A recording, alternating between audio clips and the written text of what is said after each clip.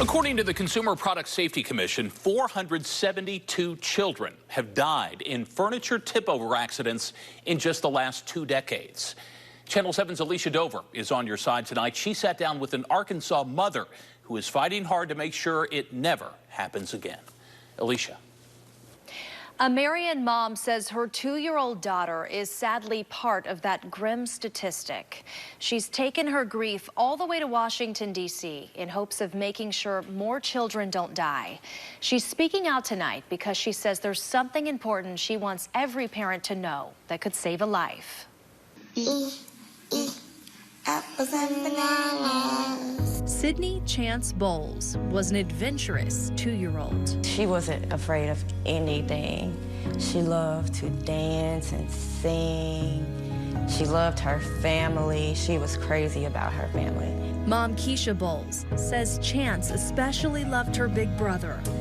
In April of 2012, life would be changed forever by something in Keisha's Conway home she never even knew was a danger. The last thing she said was, "I love you, Mom." I said, "I love you too, Chance." And maybe not even 2 minutes later, my son came into my room and he was like, "The TV fell." And I was like, "Okay." I said, "Well, where's Chance?"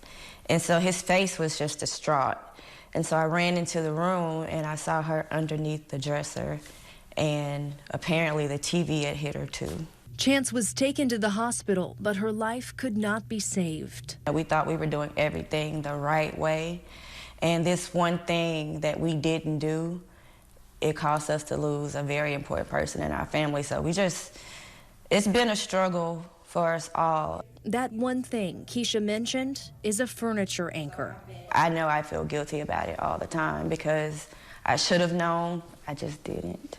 Hope Mullins, director of Arkansas Children's Injury Prevention Center, says it's less than $10 and takes about 10 minutes to install. On a furniture anchor, most of them have a similar design to this, where you have a piece that mounts to the wall and then a piece that mounts to your furniture, and then you can tighten it down based on the length of space you need between the wall and your piece of furniture.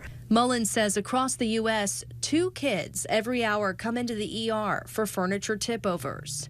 And tip-overs kill about 20 kids a year across the country. In our emergency department here, if kids are coming in from furniture tip-overs, routinely those injuries are to brain injuries, the head, face lacerations, broken limbs, arms and legs, and then even some crushing on the torso.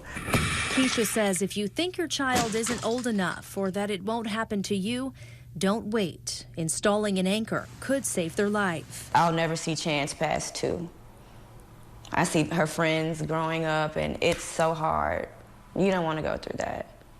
So just go ahead and do what you have to do. Following her daughter's accident, Keisha started Another Day, Another Chance, where she's made it her mission to educate parents. She also began connecting with other parents online whose children were victims of furniture tip-overs. We have a really strong community, and we just clicked.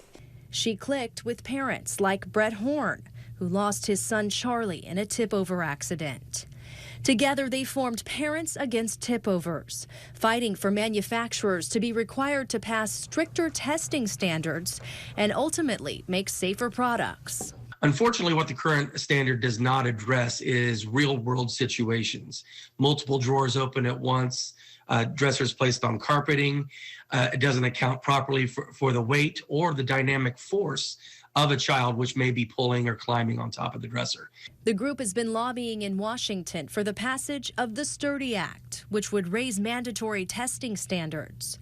They've already convinced the Consumer Product Safety Commission to raise its standards, but the Sturdy Act would cement new standards into law. It means that her voice is still being heard. It means that she's still doing great things, and hopefully she's proud of all the work that I've done.